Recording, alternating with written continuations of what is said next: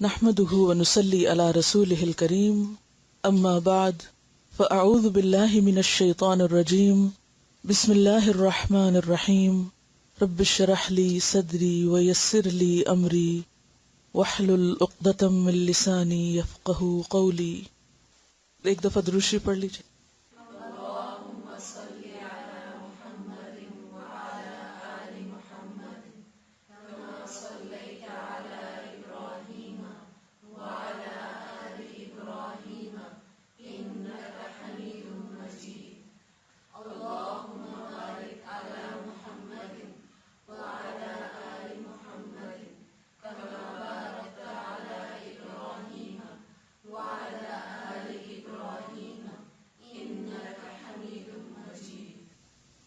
حسن اخلاق، اچھا اخلاق، خوبصورت اخلاق، عمدہ اخلاق، جو ہم سب کو اچھا لگتا ہے، جو ہمیں اپنے اندر اپنانا ہے، اور جس کے لیے ہمیں کوشش کے ساتھ ساتھ اللہ تعالیٰ سے دعا بھی کرنی ہے.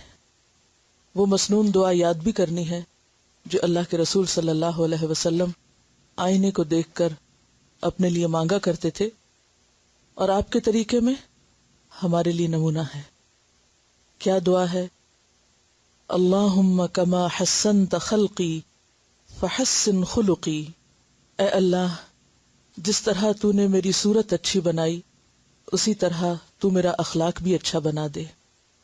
اخلاق جس کا روٹ مادہ خا لام قاف ہے، اگر اسے خلق پڑھا جائے تو معنی ہوتا ہے پیدا کرنا، صورت گری کرنا، اور اگر اس کو خلق پڑھا جائے یا خلق پڑھا جائے تو مراد ہوتی ہے عادت، طبیعت، خصلت. اسی مادے سے خلق اگر ہو تو معنی ہوتا ہے پرانا ہونا، بوسیدہ ہونا. ان تین لفظوں میں آپس میں کیا مماثلت ہے؟ خلق پیدائش کے لیے، کسی چیز کو عدم سے وجود میں لانا. خلق عادت اور اس کی ظاہری شکل و صورت. اور بوسیدہ ہونا یا پرانا ہونا کیا معنی رکھتا ہے؟ کہ انسان کی وہ عادات اور انسان کا مزاج جو مسلسل ایک کام کے بعد پختہ ہو جاتا ہے، وہی دراصل اس کی عادت یا اس کا اخلاق بنتا ہے. ہم میں سے ہر شخص خوبصورتی پسند کرتا ہے. شاید دنیا میں کوئی بھی ایسا شخص نہ ملے آپ کو جو یہ کہے کہ مجھے خوبصورت چیز اچھی نہیں لگتی، خواہ وہ کسی کی شکل و صورت میں ہو، یا وہ پھولوں میں ہو، یا کائنات کی کسی بھی چیز میں جو اس کو نظر آتی ہو. یہی وجہ ہے کہ ہم میں سے ہر شخص اپنی ذات اور اپنی شکل و صورت اور اپنے حال حلیے کے بارے میں بہت کانشیس ہوتا ہے. یعنی اپنی شکل و صورت کو سجانے اور سنوارنے اور اچھا لگنے اور اچھا نظر آنے کے لیے بہت سی محنت اور کوشش اور مال وغیرہ بھی خرچ کیا جاتا ہے. اور اس میں ہم دیکھتے ہیں کہ ہم ظاہری شکل و صورت جو کہ نظر آتی ہے ہمیں خود بھی آئینہ دیکھنے پر اور دوسروں کو بھی نظر آتی ہے، تو اس میں ہم اپنی صفائی ستھرائی کا خیال بھی رکھتے ہیں، اور پھر صرف صفائی ستھرائی نہیں بلکہ میک اپ بھی، اور پھر لباس، اور صرف اچھا لباس نہیں بلکہ استری شدہ لباس اور اچھی طرح میچنگ لباس، اور اسی طرح ڈائٹ، ایکسرسائز اور بہت سی چیزیں، ان کے بارے میں ہم کانشیس ہوتے ہیں. لیکن یاد رکھیے کہ کوئی انسان صرف ظاہری شکل و صورت کی خوبصورتی سے خوبصورت نہیں بنا کرتا. ظاہری خوبصورتی اگرچہ اٹریکٹ کرتی ہے، دوسروں کے لیے کشش کا باعث ہوتی ہے، لیکن انسان کی اصل خوبصورتی اس کی عادات میں ہے، اس کے اخلاق میں ہے، اس کے رویے میں ہے، اس کے معاملات میں ہے، اس کے اس طرز عمل میں ہے وہ جو دوسروں کے ساتھ اختیار کرتا ہے. اور یہ چیز ایک دن میں نہیں بنتی. جیسا کہ میں نے آپ کو بتایا کہ خلق کا معنی ہوتا پرانا ہونا. یعنی عادات کس طرح بنتی ہیں؟ ایک چیز کو بار بار کرنے سے. جب وہ چیزیں ہمارے اندر راسخ ہو جاتی ہیں، جب وہ ہماری پسند و ناپسند کی شکل اختیار کر لیتی ہیں، تو پھر بے اختیار ہم سے صادر ہونے لگتی ہیں. جو چیزیں ہمارے نفس اور ہماری ذات اور ہماری سوچ اور ہمارے خیالات کا حصہ بن جاتی ہے، پھر اس کو ظاہر ہونے میں کچھ دیر نہیں لگتی. تو گویا اچھے اخلاق کے لیے صرف مصنوعی، آرٹیفیشل، ظاہری اور وقتی کوششیں فائدہ نہ دیں گی جب تک کہ ہمارا اندر نہیں سنورتا، جب تک یہ چیزیں اندر راسخ نہیں ہوتی، جب تک ان کی اندر بنیاد نہیں بنتی، اور جب تک ہم ان کو بار بار کرتے نہیں رہتے. اسی لیے ہم دیکھتے ہیں کہ امام غزالی رحمت اللہ علیہ نے فرمایا تھا کہ خلق اندر کی ایک مستقل کیفیت کا نام ہے. یعنی وہ اخلاق کو باہر کی چیز نہیں بتاتے بلکہ اندر کی چیز بتاتے ہیں کہ خلق اندر کی ایک مستقل کیفیت کا نام ہے جس کے مطابق ہمارے اعمال ہوتے ہیں. یعنی ہمارے رویے ہمارے اندر کی کیفیت کے تابع ہوتے ہیں. تو اس میں تو کوئی شک نہیں کہ اچھی چیز ہر ایک کو اچھی لگتی ہے. اور آپ دیکھیے کہ مختلف چیزوں کا انسان کے علاوہ بہترین پہلو، خوبصورت پہلو کیا ہوتا ہے. مثلا ایک درخت کی خوبصورتی کس میں ہے؟ اس کی ہریالی میں. اگر درخت گرین نہ ہو، سبز نہ ہو تو کیسا لگتا ہے؟ لیکن جب بہار آتی ہے تو یہی درخت کیسا نظارہ پیش کرتے ہیں؟ بالکل ایک مختلف. ایک پھول کی خوبصورتی کس میں ہوتی ہے؟ صرف اس کے رنگ میں نہیں، اس کی خوشبو میں. پانی کی خوبصورتی کس میں ہوتی؟ اس کی روانی میں، یا جب وہ آئس بن کے سڑکوں پر پھسلنے کا ذریعہ بن جائے؟ اس کی روانی میں. چلتا پانی، بہتا پانی ہمیشہ انسان کو اپنی طرف کھینچتا ہے. کبھی سمندر کے کنارے جانے کا اتفاق ہوا ہوگا، کبھی کسی بہتے دریا کو دیکھا ہوگا، کبھی آبشاروں کو گرتے. تو گویا کوئی بھی خوبصورت چیز یا کسی بھی چیز کا خوبصورت پہلو جو اس کا ایک مستقل حصہ ہوتا ہے اور وہی اس کی خوبصورتی ہوتی، اس سے انسان کبھی نہیں اکتاتا. اسی طرح انسان کی زندگی کا خوبصورت ترین پہلو یا انسانیت کا اعلیٰ ترین درجہ اس کے اچھے اخلاق میں ہے، جس سے اس کے آس پاس والے لوگ کبھی بھی نہیں اکتاتے، کبھی بھی نہیں تھکتے، اور وہ کھنچ کھنچ کر اس کی طرف چلتے چلے جاتے ہیں. اسی لیے ہم دیکھتے ہیں کہ آپ صلی اللہ علیہ وسلم جو اخلاق کے اعلیٰ ترین مرتبے پر تھے، آپ کا کیا حال تھا؟ لوگوں کا آپ کے ساتھ کیا معاملہ تھا؟ دوست تو دوست، دشمن بھی آپ کی طرف کھینچتے چلے جاتے تھے، آپ کی طرف مائل ہوتے تھے، آپ کے قریب آتے تھے، آپ سے دور نہیں بھاگتے تھے.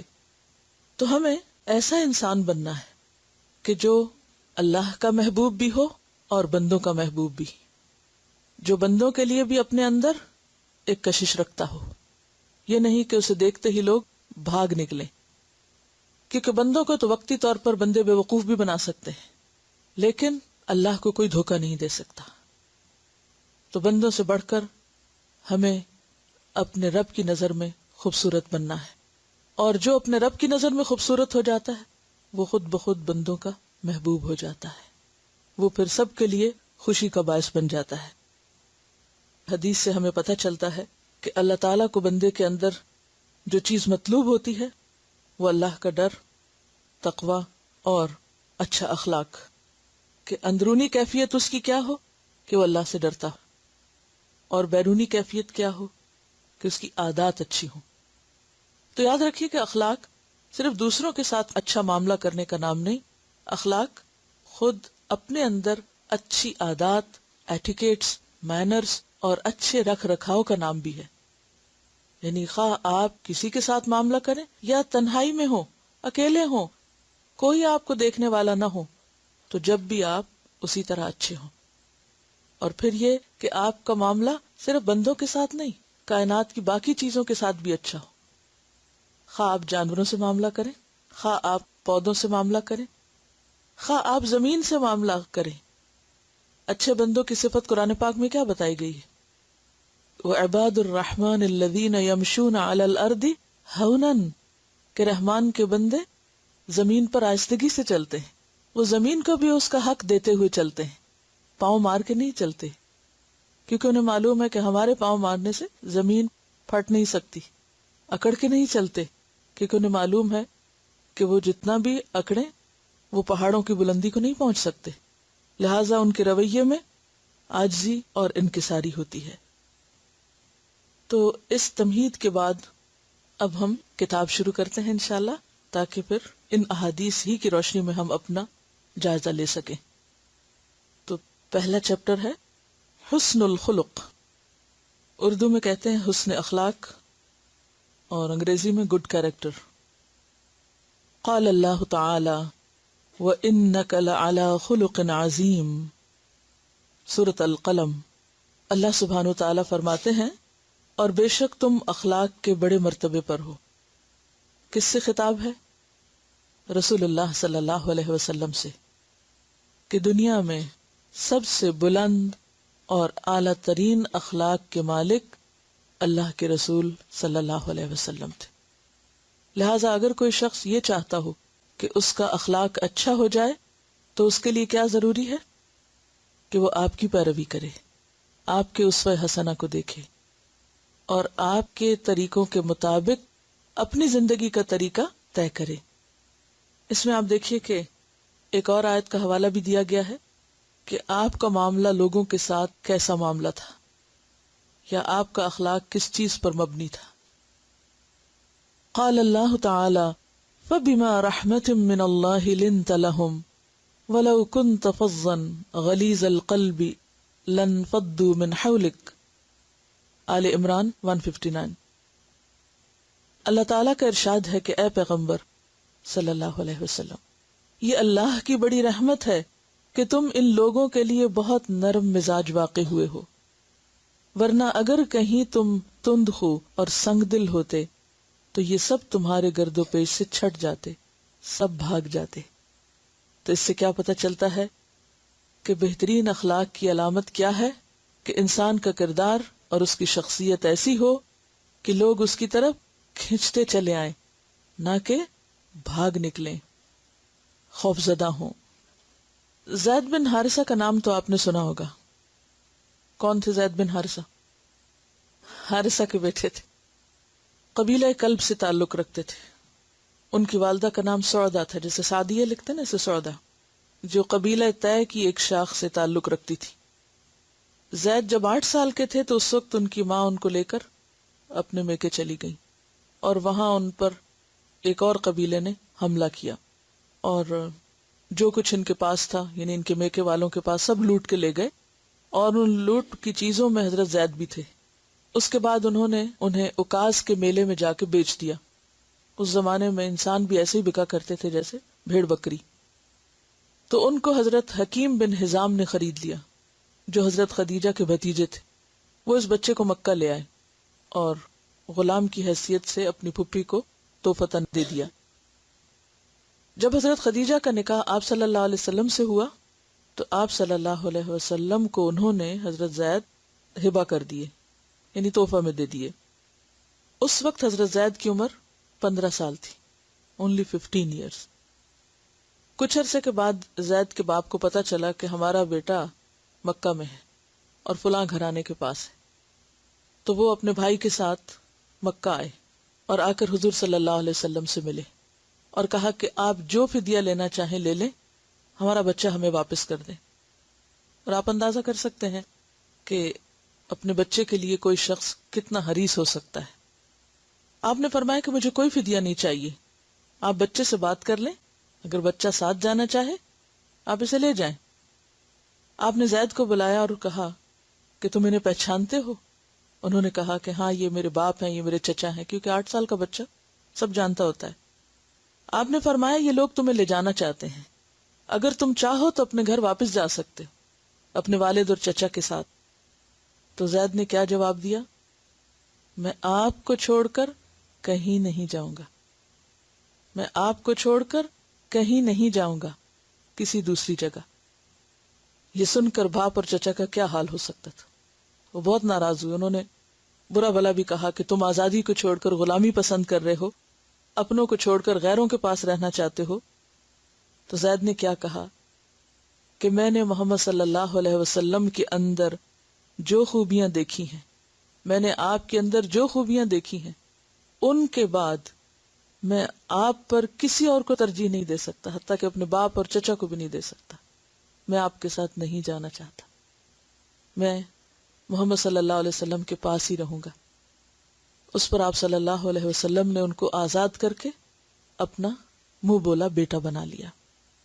اور اگرچہ یہ واقعہ نبوت سے پہلے کا ہے، لیکن یہ اس آیت کی بہترین تفسیر کرتا ہے کہ آپ کا اخلاق کیا تھا، آپ کیسے تھے، کہ جو ایک اجنبی کے لیے اپنے ماں باپ سے بھی زیادہ عزیز، وہ کیا رویہ ہوگا، وہ کیا اخلاق ہوگا، وہ کیا طریقہ ہوگا کہ جس کی وجہ سے وہ آپ کو چھوڑ کر کہیں نہیں جانا چاہتے. آج ہم اپنے بچوں سے پوچھیں کہ وہ ہمارے ساتھ کتنا رہنا چاہتے ہیں، وہ ہمارے بارے میں کیا سوچتے ہیں، وہ ہمارے بارے میں کیا کہتے ہیں، ہم ان کی نظر میں کیسے ہیں. ایک شخص باہر کے لوگوں کی نظر میں تو ہیرو ہو سکتا ہے، اس کے دوست احباب اس کو چاہنے والے ہو سکتے ہیں، وہ ہر ایک کی آنکھوں کا تارا ہو سکتا ہے، لیکن وہ اصل میں کیا ہے، اس کی حقیقت کیا ہے، اس کا اخلاق کیا ہے، اس کا اصل فیصلہ کون کرتا ہے؟ اس کے گھر والے، اس کے قریب ترین لوگ، بچے، شوہر، یا پھر بچوں کے لیے ماں باپ، کہ انسان ان کی نظر میں کیا مقام رکھتا ہے. تو انشاءاللہ ہم اس پر بھی آئندہ ایکسرسائز کریں گے کہ ہمارے بچے ہمارے بارے میں کیا کہتے ہیں. ماں باپ اور بچوں کے درمیان اللہ نے ایک عجیب سی محبت رکھی. یہ رشتے ایسے ہیں کہ ایک دوسرے کے ساتھ کچھ بھی کریں، پھر ان کے اندر ایک خون کی کشش ہوتی، پھر جڑ جاتے ہیں. لیکن اپنے بچوں کے بعد وہ لوگ جو قریب ترین ہیں، مثلا رشتہ داروں کے بچے، یا ہماری مثلا بہو، یا بھانجی، بھتیجی، یا اور کوئی بھی شخص جو ہمارے ساتھ رہتا ہو، کیونکہ انسان کو زندگی میں مختلف لوگوں کا ساتھ ہوتا ہے.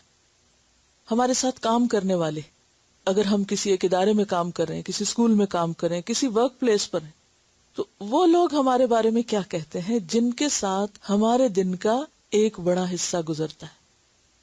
مختلف لوگ جو کہیں بھی اکٹھے رہتے ہیں کسی بھی وجہ سے، خواہ کوئی ہاسٹل ہو، خواہ کوئی گھر ہو، خواہ کوئی ادارہ ہو، وہ آپس میں ایک دوسرے کے بارے میں کیا سوچتے ہیں. آپ کا اصل مقام وہ نہیں جو آپ اپنے لیے خود اپنی نگاہوں میں قائم کیے ہوئے ہیں. اپنے آپ کو تو ہر شخص اچھا ہی کہتا ہے، خود کو تو آپ اچھا ہی سمجھیں گے، لیکن آپ کے ساتھی کیا کہتے ہیں، آپ کے دوست کیا کہتے ہیں، آپ کے شوہر کیا کہتے ہیں، آپ کے بچے کیا کہتے ہیں. اور اگر ان کی گواہی آپ کے حق میں مثبت ہو گئی تو انشاءاللہ اللہ کی نگاہ میں بھی مقام بن جائے گا. کیونکہ اللہ کی نگاہ میں ہم کیا ہے یہ تو کل ہمیں پتہ چلے گا نا، آج نہیں پتہ چل سکتا. حضرت زید جو تھے وہ غلام تھے، خون کا رشتہ نہیں تھا، لیکن آج جن گھروں میں ملازم ہیں، جہاں جہاں بھی، وہاں ان کا ملازموں کے ساتھ کیا رویہ ہے، اور ملازم اپنے مالکوں کے بارے میں کیا کہتے ہیں. تو ہم سب کے لیے ایک ٹیسٹ ہے کہ ہم قریب ترین لوگوں کے ساتھ کیسے ہیں. کیونکہ یہاں آپ صلی اللہ علیہ وسلم کی جو خوبی بیان کی گئی ہے وہ کیا ہے؟ اگر تم تندخو ہوتے، سنگ دل ہوتے، سخت دل ہوتے، یہ سب تمہارے آس پاس سے چھٹ جاتے، بھاگ جاتے، تمہیں چھوڑ جاتے. حدیث نمبر 1، عن ابی ہریرہ ان رسول اللہ صلی اللہ علیہ وسلم قال انما بعثت لاتمم صالح الاخلاق، رواہ البخاری فی الادب المفرد. سیدنا ابو ہریرہ رضی اللہ عنہ سے روایت ہے کہ رسول اللہ صلی اللہ علیہ وسلم نے فرمایا، بے شک میں اچھے اخلاق کی تکمیل کے لیے بھیجا گیا ہوں. یعنی آپ کی آمد کا مقصد کیا تھا؟ کہ خوبصورت اخلاق کو مکمل کر دیا جائے، اس میں سے کوئی چیز بھی باقی نہ رہے. گویا اچھا اخلاق، اعلی اخلاق، اور پھر اخلاق بھی مکمل اخلاق.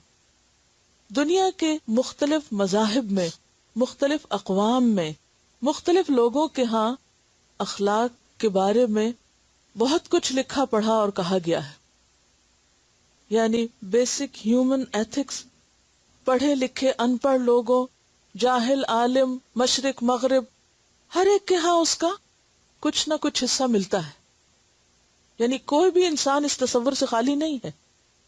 لیکن ادھوری باتیں ہیں، کہیں سے بھی کچھ پڑھ لیجئے.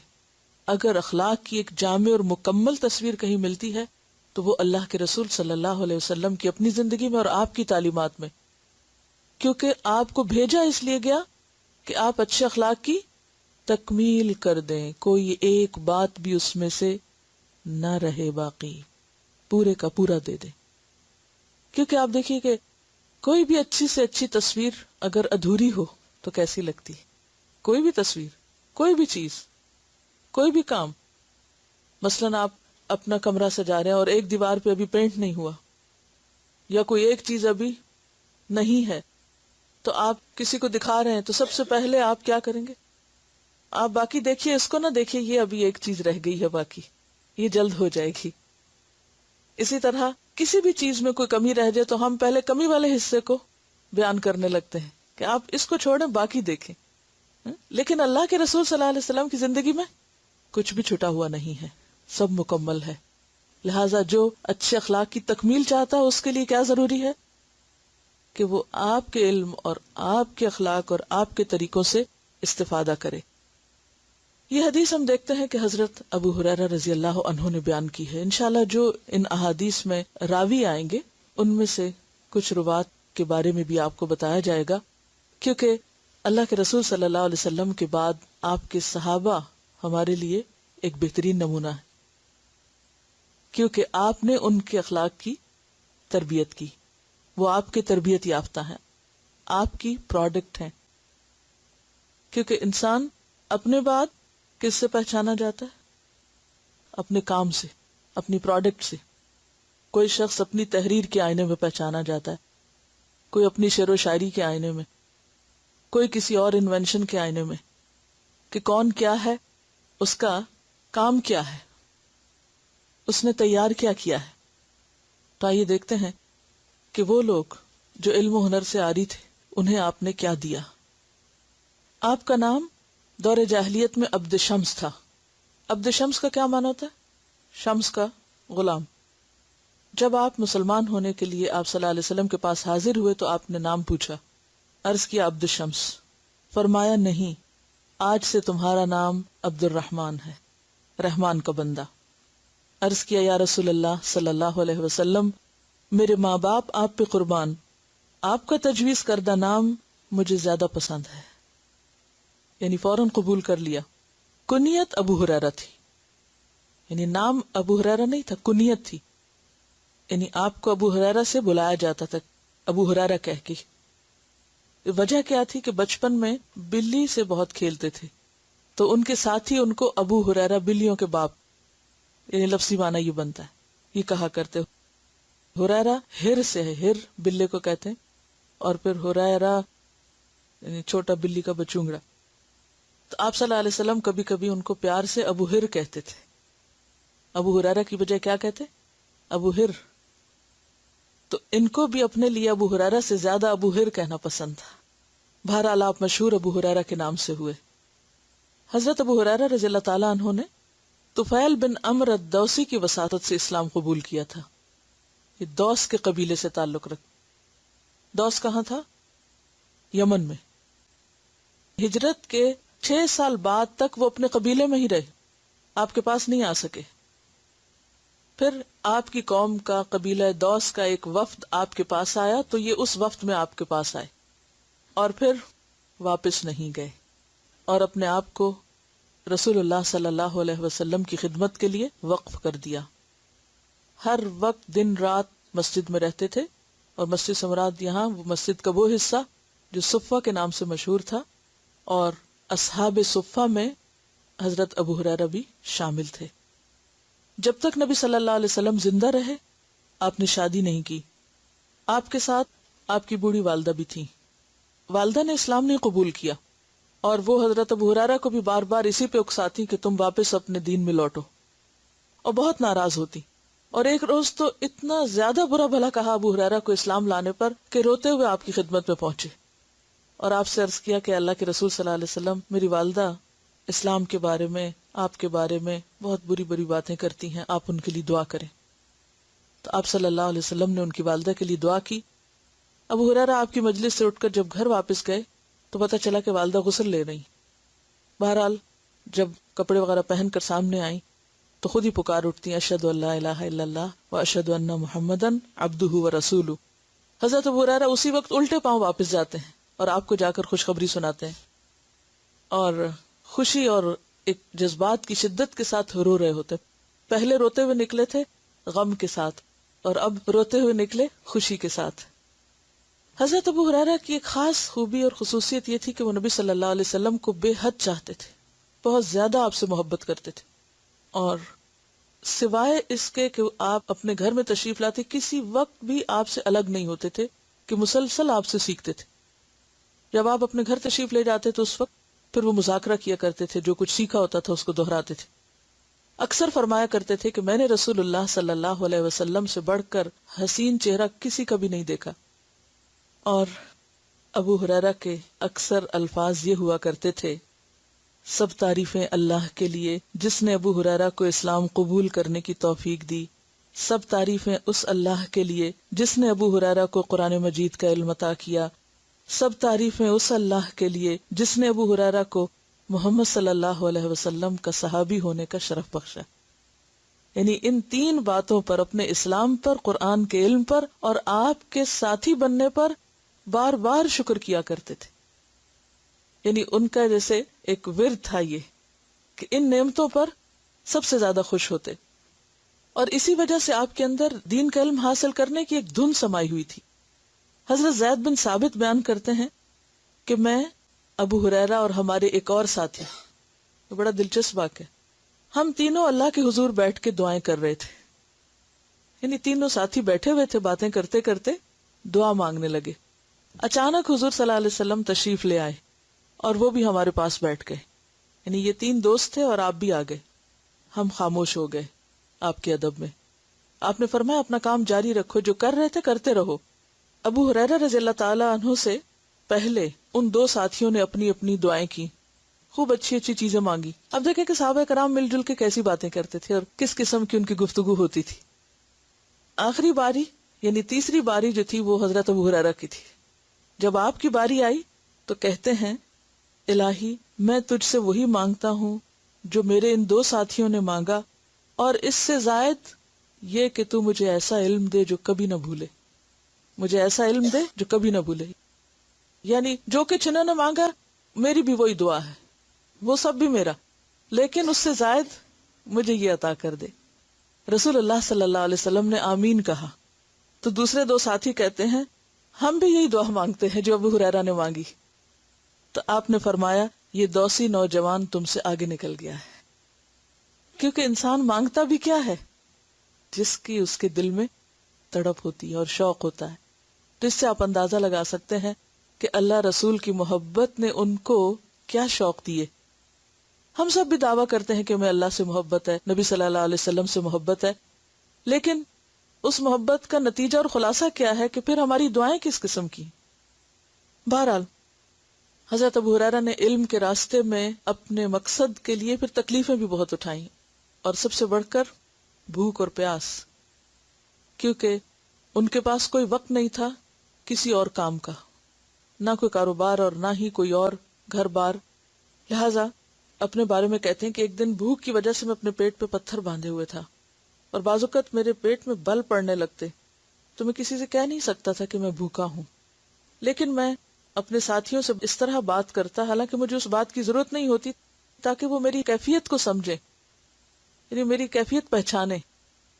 جیسے قرآن میں آتا ہے نا، تعرفہم بسیماہم لا یسألون الناس الحافا، تم انہیں ان کے چہروں سے پہچانو گے، وہ لوگوں کے پیچھے پڑ کے نہیں مانگا کرتے۔ کہتے ہیں کہ میں بھوک سے بےتاب ہو رہا تھا تو اتنے میں حضرت ابو بکر گزرے۔ میں نے ان سے قرآن کی ایک آیت کا مطلب پوچھا تو وہ بتا کے چل دیے، انہوں نے میری طرف صحیح طرح دیکھا نہیں، انہیں پتہ ہی نہیں چلا کہ میں کیا چاہتا ہوں۔ عمر گزرے، ان سے میں نے پوچھا، وہ بھی بتا کے چل دیے۔ اتنے میں آپ صلی اللہ علیہ وسلم گزرے، جب میں نے آپ کو بتایا تو آپ نے پہچان لی میری کیفیت اور کہا کہ ابو ہریرہ، میں نے کہا لبیک یا رسول اللہ صلی اللہ علیہ وسلم، آپ نے فرمایا میرے ساتھ چلو. یعنی آپ کو پتہ چل گیا کہ ابو ہریرہ اس وقت کس کیفیت میں. کہا میرے ساتھ چلو، ساتھ چل دیے. جب میں گھر داخل ہوا آپ کے ساتھ تو گھر میں دودھ کا صرف ایک پیالہ تھا. تو مجھے کہتے ہیں کہ جاؤ اصحاب صفہ کو بلا لو. میں پریشان ہو گیا کہ ایک پیالہ سب کا کیا بنائے گا، میں تو خود اتنا بھوکا ہوں. خیر آپ نے سب کو بلا کے بٹھا لیا اور اس پیالے کو کہا کہ ابو ہریرہ سب کو دو. ابو ہریرہ نے ایک کے بعد ایک ایک سب کو گھمایا. پھر اس کے بعد کہا ابو ہریرہ خود پیو. سب کو پلا کے کہا اب تم خود پیو. اور جب خود پی رہے تھے تو کہا کہ اب بس. کہا نہیں اور پیو. پھر میں نے پیا. پھر کہا اور پیو. میں نے پھر پیا. پھر میں نے کہا کہ اللہ کے رسول صلی اللہ علیہ وسلم اس سے زیادہ نہیں پی سکتا. پھر آپ نے خود پیا. یعنی سب کو پلانے کے بعد پھر اسی پیالے سے آپ نے خود دودھ پیا. اس وقت وہ جان گئے کہ واقعی آپ صلی اللہ علیہ وسلم کی دی ہوئی چیز میں کتنی برکت ہو سکتی ہے. بہرحال حضرت ابو ہریرہ نبی صلی اللہ علیہ وسلم کی زندگی میں تو اسی حال میں رہے، لیکن آپ سب جانتے ہیں کہ جب حضرت عمر رضی اللہ تعالیٰ عنہ کا دور آیا تو اس وقت ہر طرف اسلامی فتوحات تھی. اتنا زیادہ مال غنیمت مسلمانوں کے پاس آیا کہ ہر شخص خوشحال ہو گیا، اور حضرت ابو ہریرہ بھی انہی میں شامل تھے، کیونکہ جو کچھ مدینہ آتا وہ تقسیم ہوتا تھا صحابہ کرام پر. اور جب آپ کے پاس مال آیا تو پھر آپ نے شادی کی اور اس کے بعد آپ نے گھر کا ساز و سامان وغیرہ لیا. آپ اکثر کہا کرتے تھے میں نے یتیمی کی حالت میں پرورش پائی. اپنے بارے میں کیا کہتے؟ میں نے یتیمی کی حالت میں پرورش پائی، مسکینی کی حالت میں ہجرت کی. یعنی میرے پاس کچھ نہیں تھا. ایک خاتون کے ملازم تھے جو صرف 2 وقت کی روٹی دیتی تھی، کوئی پیسہ ویسا نہیں، صرف 2 وقت کا کھانا دیتی تھی، جس کا نام بسرا بنت غزوان تھا. اور کام کیا تھا ان کا، ڈیوٹی کیا تھی کہ جب وہ لوگ سفر پہ جاتے تو یہ ان کا سامان اٹھاتے، چیزیں اٹھاتے، ان کی سواریوں کو ہانکتے. اور پھر جب علم حاصل کیا اور ان کو مال غنیمت وغیرہ میں سے حصہ ملا، اتنے مالدار ہوئے کہ اسی عورت سے شادی کی. وہ عورت جو آپ کی مالک تھی آج آپ اس کے شوہر تھے. یہ ہے علم کی وہ دولت جو انسان کو ہر چیز سے بڑا مقام دیتی ہے. مال و دولت کی کوئی حیثیت نہیں ہوتی، وہ تو آنے جانے والی چیز ہے.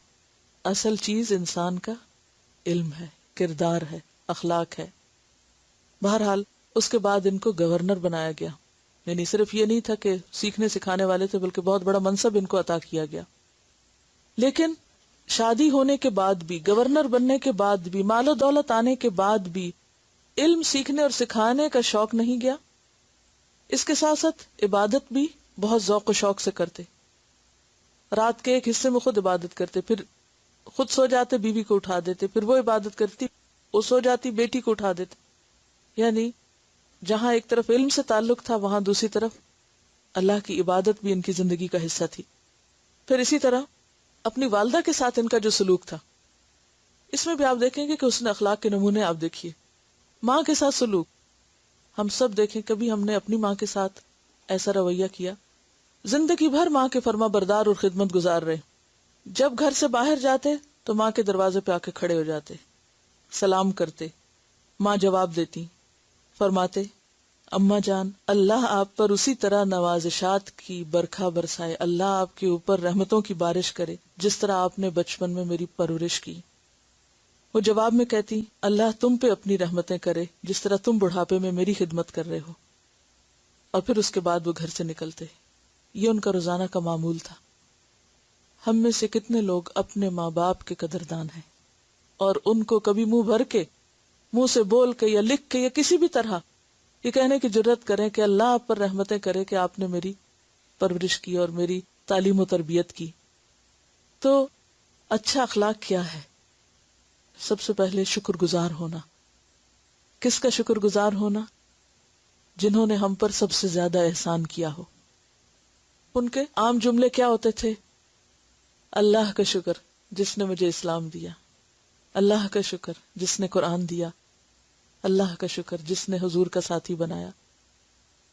اور پھر انشکر لی ولی والدیک، میں اپنے والدہ کا شکر گزار کہ جس نے میری بچپن میں تربیت کی. حالانکہ آپ جانتے ہیں کہ والدہ کون تھی جو ان کی سب سے بڑی دشمن تھی اسلام قبول کرنے پر, اور اتنا برا بھلا کہتی کہ رو پڑتے کہ یار اب یہ کیا ہو رہا ہے. ایک طرف ماں سے محبت ہے اور دوسری طرف ان کے کفر سے پریشان ہیں, لیکن اس کے باوجود ان کی خدمت اور ان کے ساتھ شکر گزاری کے جو الفاظ ہیں وہ آپ کا معمول ہے. سلام اور اس کے ساتھ شکر گزاری اور پھر گھر سے نکلنا. اور یہی تلقین وہ دوسروں کو بھی کرتے تھے. ایک روز کہیں جا رہے تھے تو راستے میں آپ نے دیکھا کہ دو لوگ جا رہے ہیں, تو ایک سے پوچھا کہ یہ دوسرے کون ہیں؟ کہا کہ میرے والد ہیں. کہنے لگے کہ کبھی ان کا نام نہیں بلانا, کبھی ان کے آگے نہیں چلنا, کبھی ان سے پہلے نہیں بیٹھنا. یہ ہے مینرز ماں باپ کے ساتھ.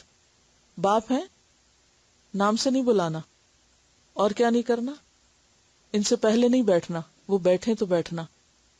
یہی اسلام کے اخلاق اور آداب یہی ہے. بچپن میں یہی ہمیں سکھایا گیا ہے, لیکن خاص طور پر مغربی معاشرے میں ہمارے بچے جہاں پل بڑھ رہے ہیں یا جو کچھ پڑھ سیکھ رہے ہیں, وہاں یہ اخلاق اور مینرز آزادی کے نام پر اور تعلیم کے نام پر سب ختم ہو گئے. اور پھر آپ دیکھیں کہ جب مرض الموت یعنی وفات ہوئی تو اس وقت رو رہے تھے, زاروں قطار رو رہے تھے. پوچھا گیا آپ کیوں رو رہے ہیں؟ کہنے لگے میں تمہاری اس دنیا پہ آنسو نہیں بہاتا کہ میں دنیا چھوڑ کے جا رہا ہوں اور اتنا کچھ ہے میرے پاس اور اتنے عہدے اور سب. میں روتا ہوں کہ سفر بہت لمبا ہے, اگلی منزل بہت طویل ہے, زیادہ راہ بہت تھوڑا ہے. یہ امت کا وہ شخص ہے جس نے سب سے زیادہ احادیث روایت کی ہیں, کہتا ہے زیادہ راہ بہت تھوڑا ہے. اور یہ ساری احادیث انہیں زبانی یاد تھیں, ایسا نہیں تھا کہ صرف دیکھ دیکھ کے کہیں سے پڑھ کے سنا رہے تھے. سب حفظ تھی جو ان کے سینے میں ساتھ جا رہی تھی. کتابیں تو نہیں ساتھ جاتی نا, وہ جاتا ہے جو ہمارے عمل میں ہو اور ہمارے سینے میں ہو. اور کہتے ہیں کہ زیادہ راہ بہت تھوڑا ہے, میں اس راستے پہ کھڑا ہوں جو مجھے یا جنت میں لے جائے گا یا جہنم میں لے جائے گا. میں نہیں جانتا میرا انجام کیا ہوگا. پھر دعا کی, یا اللہ مجھے تیری ملاقات کا شوق ہے, تیری ملاقات مجھے محبوب ہے, تو بھی میری ملاقات کو محبوب سمجھ, اور مجھے جلد اپنے سے ملا. اور تھوڑی ہی دیر گزری تھی کہ آپ کی وفات ہو گئی. یہ ہیں وہ حضرت ابو ہریرہ جن کا نام آپ مختلف احادیث میں سنتے رہیں گے. سب سے زیادہ احادیث کی روایت میں جس کا ذکر آتا ہے وہ ابو ہریرہ ہی ہیں. وہ روایت کرتے ہیں کہ رسول اللہ صلی اللہ علیہ وسلم نے فرمایا, میں اچھے اخلاق کی تکمیل کے لیے بھیجا گیا ہوں. حدیث نمبر 2, عن انس بن مالک قال كان رسول اللہ صلی اللہ علیہ وسلم احسن الناس خلقا, رواہ مسلم کتاب الفضائل. سیدنا انس رضی اللہ عنہ سے روایت ہے کہ رسول اللہ صلی اللہ علیہ وسلم لوگوں میں سب سے زیادہ اچھے اخلاق کے مالک تھے. اور اسے سمجھنے کے لیے پھر یاد کیجئے کیا, زید بن حارثہ کا آپ سے تعلق, آپ کے اچھے اخلاق کی گواہی. عن ابی ہریرہ قال قال رسول اللہ صلی اللہ علیہ وسلم اکمل المؤمنین ایمانا احسنهم خلقا, رواہ ابی داود کتاب السنہ. سیدنا ابو ہریرہ رضی اللہ عنہ سے روایت ہے کہ رسول اللہ صلی اللہ علیہ وسلم نے فرمایا, اکمل المؤمنین, اکمل کامل کی اسم تفضیل, سب سے زیادہ کامل, سب سے زیادہ مکمل, ایماناً ایمان میں, کون ہے؟ احسنہم جو سب سے اچھے ہیں, خلقاً اخلاق میں, یعنی سب سے زیادہ ایمان ان کا مکمل ہے جن کا اخلاق سب سے اچھا ہے. تو اس سے کیا پتہ چلتا ہے, کیا سمجھ میں آتا ہے کہ ایمان کی تکمیل بھی اخلاق کی تکمیل سے ہوتی ہے اور اخلاق کی خوبصورتی سے ہوتی ہے. عن ابی الدرداء قال سمعت رسول اللہ صلی اللہ علیہ وسلم يقول ما من شيء يوضع في الميزان اثقل من حسن الخلق وان صاحب حسن الخلق ليبلغ به درجة صاحب الصوم والصلاة رواہ الترمذی کتاب البر والصلة. عن ابی الدرداء, ابو الدرداء رضی اللہ عنہ سے روایت ہے, قال کہتے ہیں, سمعت رسول اللہ, میں نے رسول اللہ صلی اللہ علیہ وسلم سے سنا، یقول، آپ فرماتے ہیں، ما من شیء، نہیں کوئی بھی چیز، یودع، جو رکھی جائے گی، وضع یدع سے، یودع مجھول ہے، فی المیزانی، میزان میں، اثقل، زیادہ وزنی، ثقیل، من حسن الخلق، حسن الخلق سے، اچھے اخلاق سے، وَإِنَّ صَاحِبَ حُسْنِ الْخُلُقِ، وَإِنَّ، اور بے شک، صاحبہ ساتھی، حسن الخلق، اچھے اخلاق والا، لَيَبْلُغُ، البتہ پہنچ جاتا ہے، بلغ یبلغ، بلوغ پہنچنا، بالغ ہونا اسی سے ہے، یعنی ایک سرٹن ایج کو پہنچنا، بھی ساتھ اس کے، کس کے؟ حسن خلق کے، اچھے اخلاق کے۔ اچھے اخلاق کے ذریعے پہنچ جاتا ہے ایک انسان کہاں؟ درجہ، درجے کو، کس کے؟ صاحب الصوم والصلاة، روزے اور نماز والے کے۔ یعنی ایک شخص جو ساری رات نماز پڑھے اور ہر روز روزہ رکھے تو جتنا ثواب وہ پا سکتا ہے اتنا ثواب کس کو مل جاتا ہے؟ اچھے اخلاق والے کو، اگرچہ وہ ساری رات نماز نہ بھی پڑھ سکے اور ہر روز روزہ نہ بھی رکھ سکے۔ تو سیدنا ابو الدرداء رضی اللہ عنہ کی روایت ہے کہ میں نے رسول اللہ صلی اللہ علیہ وسلم کو فرماتے ہوئے سنا، یعنی یہ انہوں نے براہ راست آپ سے سنی تھی بات، کہ میزان میں، اور میزان سے مراد کیا ہے؟ قیامت کے دن انسان کا نام اعمال جہاں تولا جائے گا، اس میں جو نیکی سب سے زیادہ وزنی ہوگی وہ حسن اخلاق ہوگا۔ یعنی باقی چیزوں کا بھی وزن ہے، لیکن سب سے بھاری باٹ اور سب سے بھاری تول، جو بظاہر دیکھنے میں چھوٹا سا بھی ہو، لیکن جو ہی وہ رکھا جائے گا تو میزان جھک جائے گا۔ تو اس سے آپ اندازہ لگا سکتے ہیں کہ حسن خلق کی ہماری زندگی میں کس قدر اہمیت ہے۔ اور پھر یہ ہے کہ عبادات کا درجہ جو ہے وہ اپنی جگہ ہے، لیکن اگر کوئی فرائض کے بعد اچھا اخلاق اور اچھا معاملہ رکھتا ہے تو وہ نوافل ادا کرنے سے بھی زیادہ انسان کو اللہ کے قریب کر دیتا ہے۔ اگلی حدیث عن ابی ہریرہ قال قال رسول اللہ صلی اللہ علیہ وسلم خصلتان لا تجتمعان فی منافق، حسن سمت ولا فقہ فی الدین، رواہ الترمذی کتاب العلم۔ ابو ہریرہ رضی اللہ عنہ سے روایت ہے کہ رسول اللہ صلی اللہ علیہ وسلم نے فرمایا، خصلتان، دو خصلتیں، دو عادتیں، اخلاق کی دو باتیں، لا تجتمعان، نہیں جمع ہو سکتی، فی منافق، کسی منافق میں، کسی منافق میں یہ دو باتیں ہو ہی نہیں سکتی۔ حسن سمتن، اچھی چال چلن، اچھا معاملہ، اچھا رویہ، اچھا اخلاق، ولا فقہ فی الدین، اور نہ دین کی سمجھ۔ یعنی منافق کے اندر دو چیزیں نہیں ہوتی، نہ اچھا اخلاق ہوتا ہے، بات کرتا ہے تو بدتمیزی سے، معاملہ کرتا ہے تو بد اخلاقی سے، اور دوسری چیز جو اس میں نہیں ہوتی وہ دین کی سمجھ۔ یعنی دنیا میں خوب سمجھدار ہے لیکن دین کی بات اس کی سمجھ میں نہیں آتی، اس کے اندر نہیں اترتی۔ اور اس کے برعکس ایک اور حدیث سے پتہ چلتا ہے کہ آپ سے پوچھا گیا، اسامہ بن شریک کی روایت ہے، قالوا یا رسول اللہ ما خیر ما اوتی الناس، وہ کون سی بھلائی ہے جو سب سے زیادہ بہتر ہے جو لوگوں کو دی گئی، یعنی لوگوں کو سب سے اچھی چیز کیا ملی ہے؟ یعنی انسان کو کیا کچھ ملتا ہے؟ ایک انسان کے پاس مال، دولت، اولاد، گھر بار، کاروبار، علم، ڈگریاں، معلوم نہیں کیا کیا چیزیں انسان نے اکٹھی کی ہوتی ہیں، لیکن ان سب کے اندر سے سب سے بہترین چیز کیا ہے کہ جو انسان کو مل جاتی؟ تو آپ نے فرمایا، ان الناس لم يعطوا شيئا خيرا من خلق حسن، کہ انسانوں کو اچھے اخلاق سے بڑھ کر کوئی بھی چیز اچھی نہیں ملی۔ یعنی سب سے زیادہ بہترین چیز اگر کسی کو ملی ہے تو وہ کیا ہے؟ اچھا اخلاق۔ یعنی منافق کو اچھا اخلاق نہیں ملتا، اور مومن کو ملنے والی چیزوں میں سب سے بہترین چیز اچھا اخلاق ہے۔ تو گویا خوش قسمت ہے وہ شخص جس کی عادتیں اچھی ہیں۔ اگلی حدیث عن ابی ذر قال قال لی رسول اللہ صلی اللہ علیہ وسلم اتق اللہ حیثما کنت واتبع السیئة الحسنة تمحها وخالق الناس بخلق حسن۔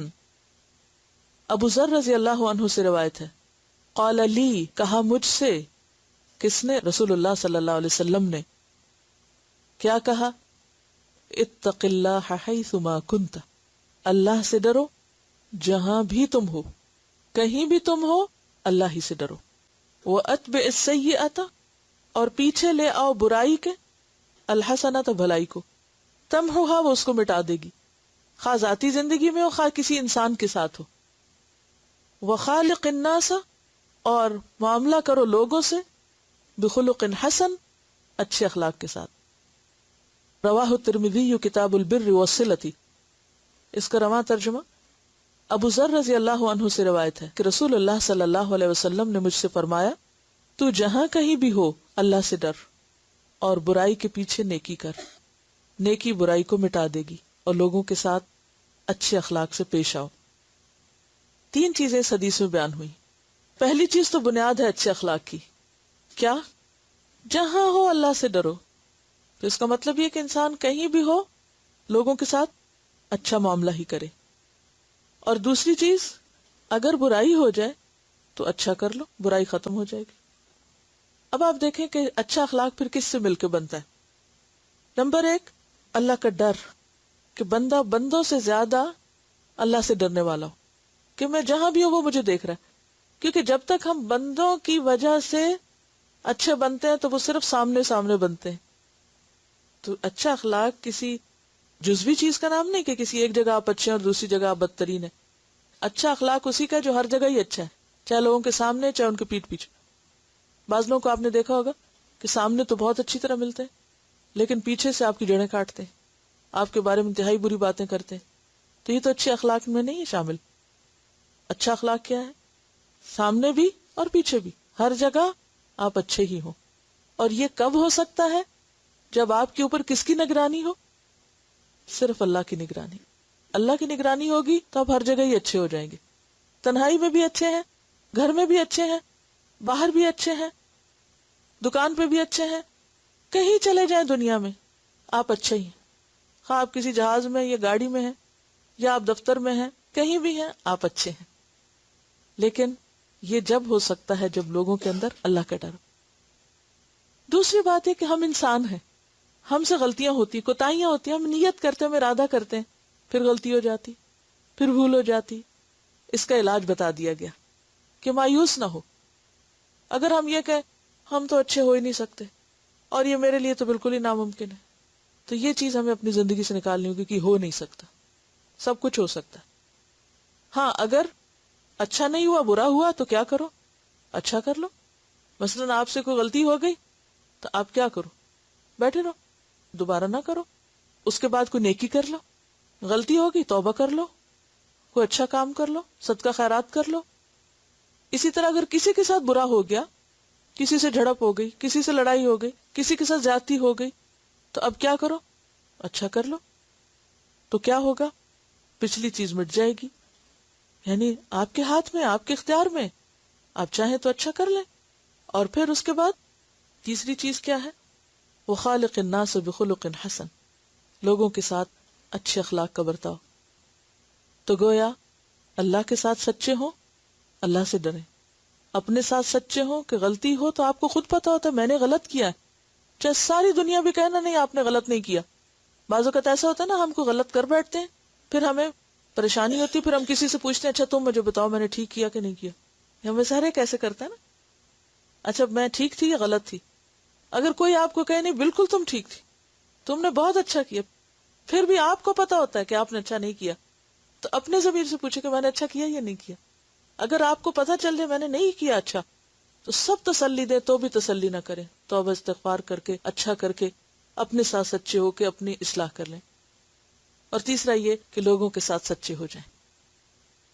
تو یہ ہے بہترین اخلاق، اللہ کے ساتھ سچے، اپنے ساتھ سچے اور لوگوں کے ساتھ سچے. یہ ہے جامع اخلاق.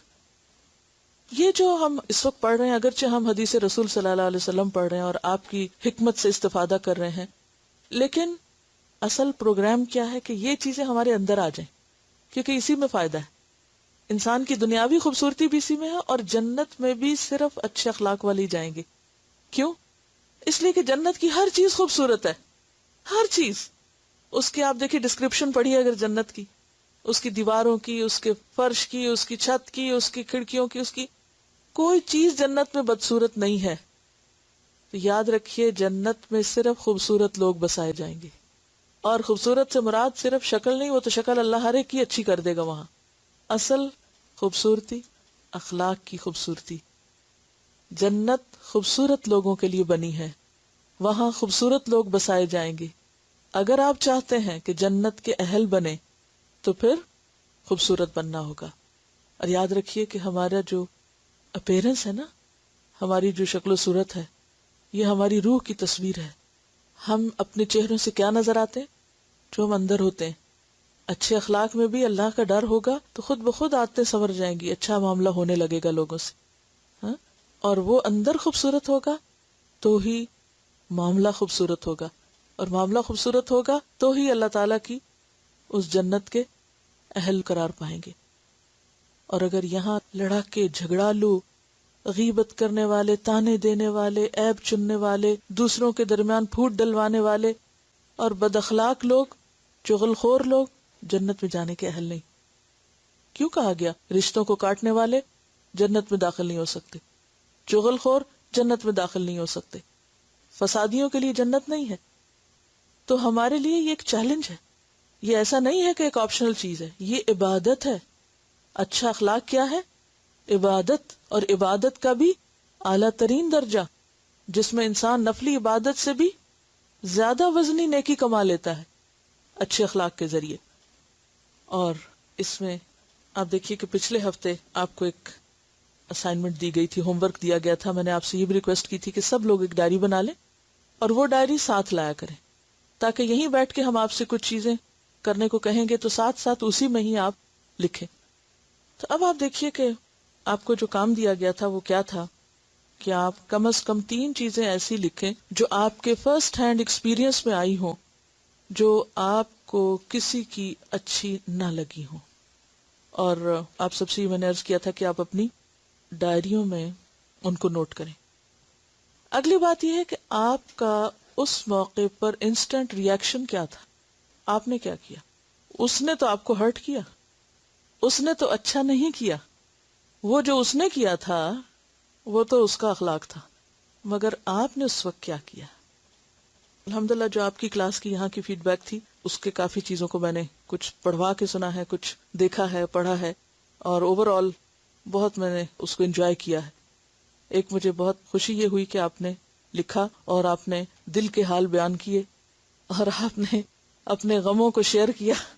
جب کوئی ہرٹ کرتا ہے تو پھر انسان کو سمجھ نہیں آتی کہ میں کس سے کہوں، کیونکہ دل جب دکھی ہوتا ہے تو دل چاہتا ہے کسی کو سنائے تو پھر ڈر لگتا ہے غیبت نہ ہو اور بات بڑھ جائے گی. صبر کر لیں، لیکن صبر کرنے کے ساتھ علاج بھی چاہتے ہیں، سولوشن بھی ہونا چاہیے.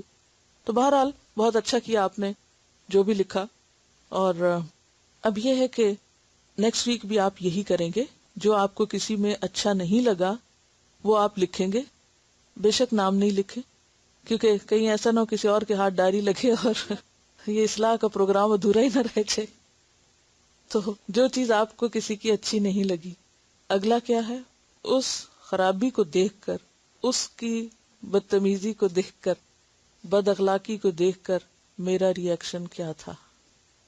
ایک تو لکھنے سے آپ خود بھی انالائز کرنے لگیں گے کہ یہ میں کیا لکھ رہی ہوں، اور لکھتے وقت آپ کو اپنا بھی خیال آئے گا کہ کہیں میں خود بھی تو یہ نہیں کرتی.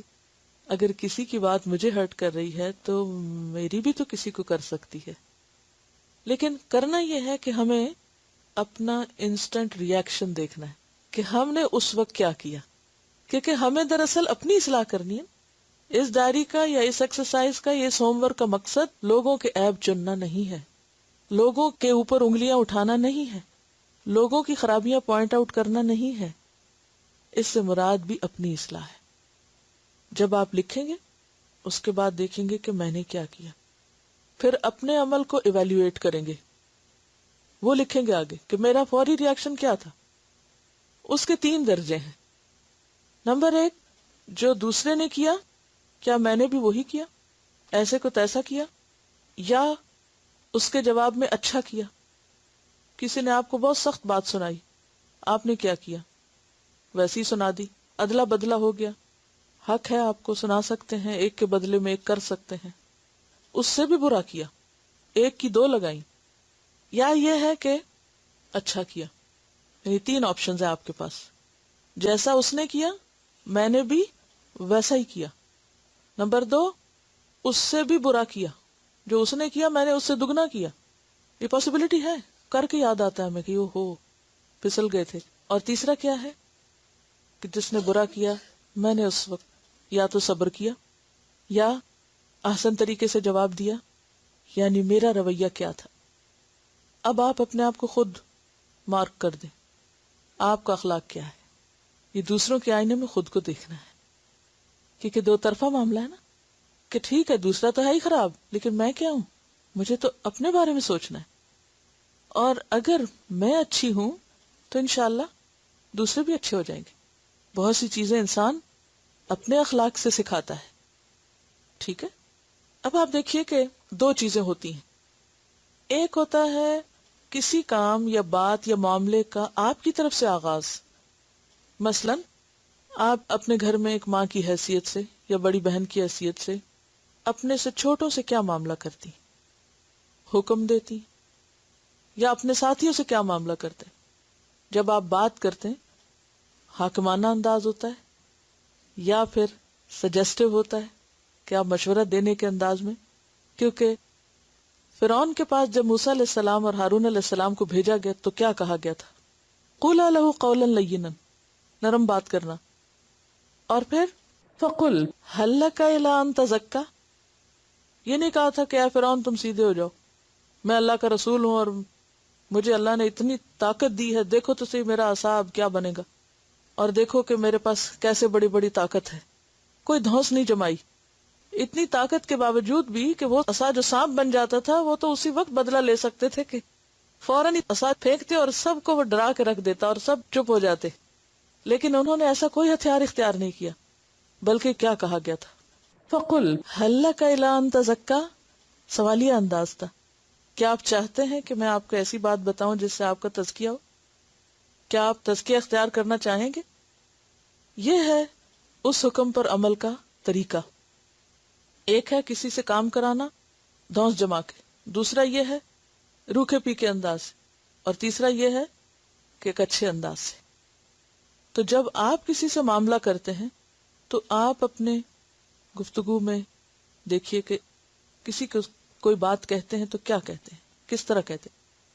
دوسرا یہ ہے کہ جب کوئی آپ کے ساتھ برا کرتا ہے، کیونکہ جب کوئی ہمارے ساتھ اچھا کرتا ہے تو ہم جواب میں کیا کرتے ہیں؟ اچھا کر دیتے ہیں. نہیں کرتا تو ہم بھی ویسے ہی ہو جاتے. تو آپ صلی اللہ علیہ وسلم نے فرمایا کہ تم لوگوں کے تابع نہ بنو. یہ نہ کہو کہ لوگ اچھا کریں گے تو ہم بھی اچھا کریں گے، اور اگر برا کریں گے تو ہم بھی برا کریں گے. بلکہ کیا کہو، اگر وہ ہمارے ساتھ اچھا کریں گے تو بھی اچھا کریں گے، اور اگر وہ برا کریں گے تو بھی اچھا کریں گے. یہ ہے معیار. سبحانک اللہم و بحمدک، نشہد ان لا الہ الا انت، نستغفرک و نتوب الیک. السلام علیکم و رحمۃ اللہ وبرکاتہ.